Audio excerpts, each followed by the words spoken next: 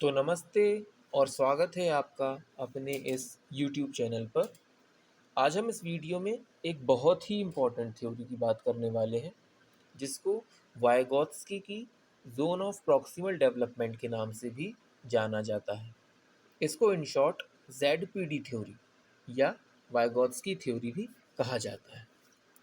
मैं आपको बताना चाहूँगा कि ये theory student point of view से तो इम्पॉर्टेंट है ही, साथ ही एग्ज़ाम पॉइंट ऑफ व्यू से भी बहुत इम्पॉर्टेंट है, क्योंकि ये थ्योरी कई इम्पॉर्टेंट एग्ज़ाम्स जैसे कि UPTET, REET, CTET, KVS, DSSB, HTET और ऑब्वियसली BEd में बार बार पूछी जा चुकी है।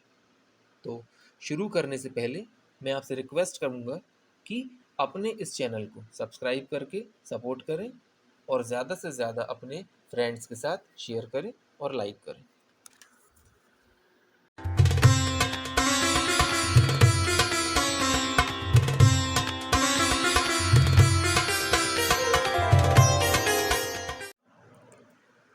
तो वाइगॉत्स्की की zone of proximal development theory, जिसको संज्ञात्मक विकास उपगम भी कहा जाता है, ये एक ऐसी थ्योरी है जो बच्चों के एजुकेशन और डेवलपमेंट को समझने के लिए उपयोग होती है। इसमें बच्चों के एजुकेशन और उसके डेवलपमेंट को हम और किस तरह से बढ़ावा दे सकते हैं, इस चीज़ को समझने के लिए ये थ्योरी का उपयोग होता है।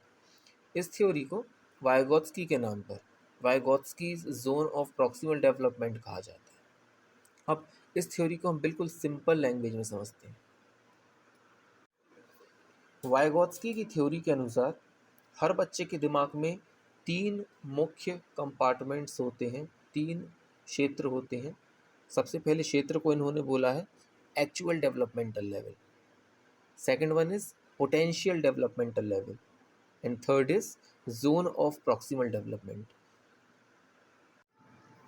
सबसे पहले लेवल एक्चुअल डेवलपमेंटल लेवल में बताया गया है कि जहाँ पर बच्चे के दिमाग में खुद से किसी चीज़ की पहले से समझ होती है और वो उस चीज़ को कर सकता है। एक बच्चा जिसके पास पहले से कुछ उसके दिमाग में ज्ञान है, इस लेवल पर बच्चा ऐसे काम कर सकता है जिसके लिए उसके पास पहले से ज्ञान हो और क्षमता हो। जैसे हम एग्जाम्पल के तौर पर समझ सकते हैं, कोई बच्चा है जिसको सिंगल डिजिट नंबर लिखना पहले से आता है और वो बिना किसी सपोर्ट के सिंगल डिजिट नंबर को पढ़ सकता है, लिख सकता है, समझ सकता है।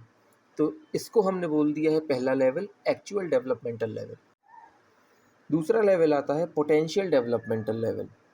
ये वो लेवल है जहाँ पर बच्चों के पास खुद की पहुँच से आगे का ज्ञान और क्षमता होती है, लेकिन वो जो उनके पास ज्ञान और क्षमता है वो बिना किसी के सपोर्ट से वो चीज़ अचीव नहीं कर पाते। उसके लिए उनको अपने फ्रेंड्स, फैमिली मेम्बर्स या फिर टीचर्स, इनका सपोर्ट लेना पड़ता है। तो इस लेवल को हमने बोल दिया है पोटेंशियल डेवलपमेंटल लेवल। थर्ड जो स्टेज बताई गई है, थर्ड जो क्षेत्र बताया गया है वो है zone of proximal development ZPD। ये बहुत इंपॉर्टेंट है, इसको ध्यान से समझिएगा।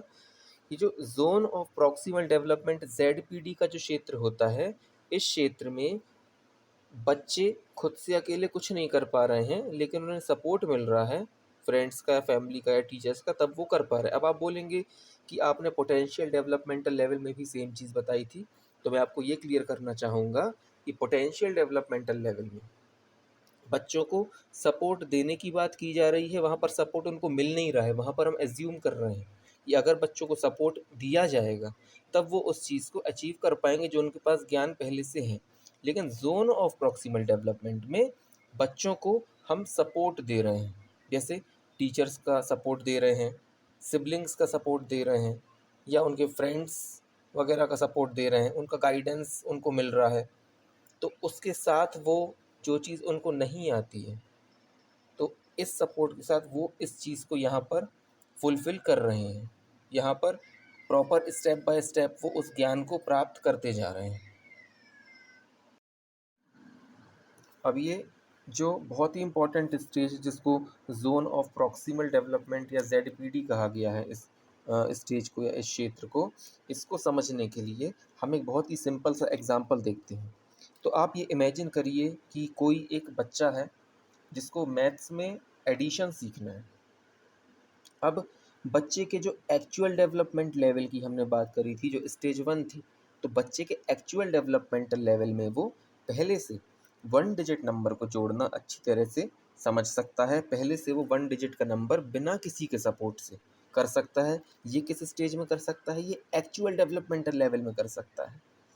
अब बात करेंगे अगर हम पोटेंशियल डेवलपमेंटल लेवल की, तो पोटेंशियल डेवलपमेंटल लेवल में बच्चा जो 2 डिजिट के नंबर हैं उनको वो सॉल्व कर सकता है, लेकिन बिना किसी के सपोर्ट के नहीं कर सकता। लेकिन अगर हम ZPD की बात करें, जोन ऑफ प्रॉक्सिमल डेवलपमेंट की बात करें, तो यहाँ पर बच्चा 2 डिजिट के नंबर किसी के सपोर्ट से अब सॉल्व करेगा। यहाँ पर एक नया ज्ञान वो प्राप्त करेगा। किसके ज़रिए? ZPD के ज़रिए, जोन ऑफ प्रॉक्सिमल डेवलपमेंटल के ज़रिए। अब इस सिनेरियो में ZPD का प्रयोग करके बच्चों के लिए एक सपोर्ट करने वाला व्यक्ति समय देता है। जैसे कि फॉर एग्जांपल हम मान के चलते हैं कि टीचर जो है वो बच्चे को 2 डिजिट का नंबर जोड़ने के तरीके और उसको समझाने का तरीका बताता है। बच्चे को पहले टीचर के साथ साथ नंबर को जोड़ना है, फिर बाद में टीचर को धीरे धीरे, जब बच्चा धीरे धीरे वो नंबर सीखने लगे, तब सपोर्ट टीचर को थोड़ा सा कम कर देना है। अब जब ZPD में बच्चा उस 2 डिजिट के नंबर की प्रैक्टिस कर रहा है, तो टीचर उसको साथ में सपोर्ट कर रहा है, गाइडेंस दे रहा है, और गाइडेंस देते देते धीरे धीरे टीचर अपना सपोर्ट कम करता जा रहा है। तो जब धीरे धीरे ZPD का सपोर्ट जो है वो टीचर कम कर देगा, तो क्या होगा? बच्चा 2 डिजिट के नंबर को सॉल्व करना सीख जाएगा।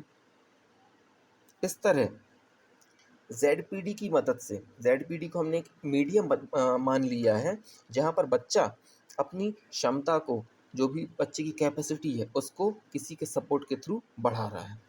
तो इस एग्जाम्पल से हम ये समझ सकते हैं कि ZPD बच्चों के लिए एक मीडियम है, जहाँ पर बच्चे दूसरे व्यक्ति की मदद से, दूसरा व्यक्ति कौन, चाहे टीचर हो, चाहे पेरेंट्स हो, चाहे उसके साथ के फ्रेंड्स हो, उनके साथ, उनके सपोर्ट से नए नए कॉन्सेप्ट्स को सीख सकता है।